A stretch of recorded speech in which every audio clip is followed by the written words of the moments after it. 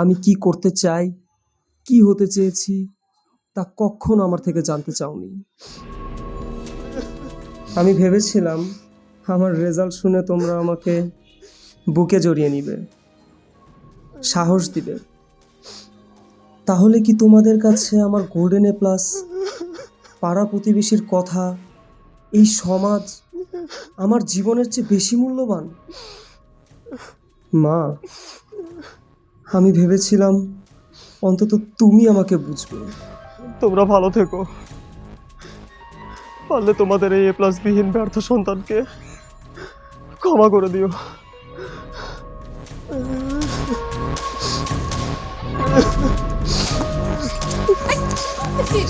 ছাইরা দাও তুমি আমারে, আমি এই জীবন রাখবো না। কি উল্টাপাল্টা কথা, জীবন কি এতই মূল্যহীন? আর কি সমস্যা? ছাড়ো তুমি আমারে। আরে ধুর, যত সব পাগলামি থাকলাম এদিকে আয়।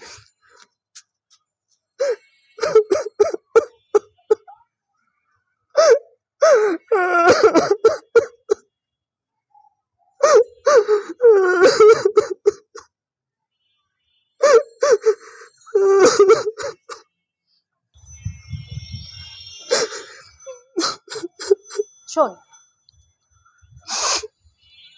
আমি তোকে দুটো কথা বলবো, তারপর তোর যা ইচ্ছে তুই তাই করিস। বল, আমি তোর বড় বোন হয়ে তোকে দুটো কথা বললে তুই কি শুনবি না? তোর কি মনে হয় তোর এই পরিস্থিতিতে আমি কি কখনো ছিলাম না? বাবা মা কি তাদের এই অপূর্ণ ইচ্ছাটা আমার উপর চাপিয়ে দেওয়ার চেষ্টা করেনি? কিন্তু দেখ, আমি তো সেই দিব্যি বেঁচে আছি। এত অপমান, এত কষ্ট তুই তো সব দেখেছিস। সবকিছু সহ্য করে আমি এখনো বেঁচে আছি কিনা? তুই কাদের জন্য জীবন দিতে চাচ্ছিস? এই সমাজ? আরে তুই একটা ভালো কাজ কর, সমাজ কখনো তোকে অ্যাপ্রিসিয়েট করবে না।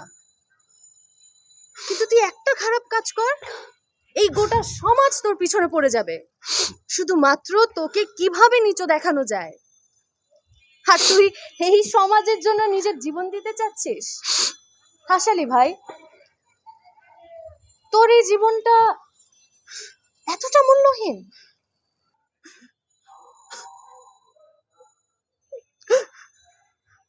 আসলে বলতে কি, আমাদের সমাজ মনে করে শিক্ষা, পড়াশোনা এগুলো সব আসলে একটা ফলাফলের জন্য, একটা গ্রেডের জন্য। আরে শিক্ষা কি তাই?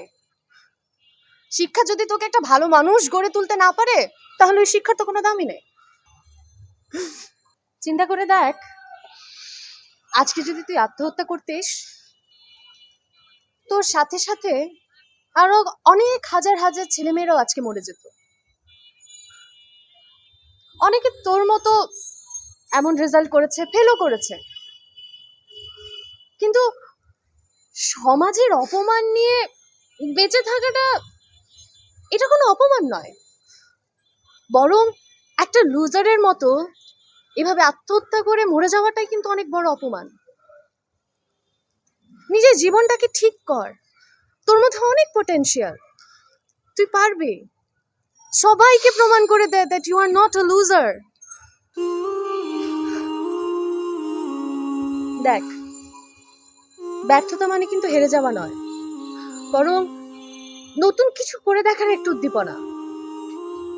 আরে আমি তো জানি তুই পারবি, তোকে যে পারতেই হবে, আমি তো আছি।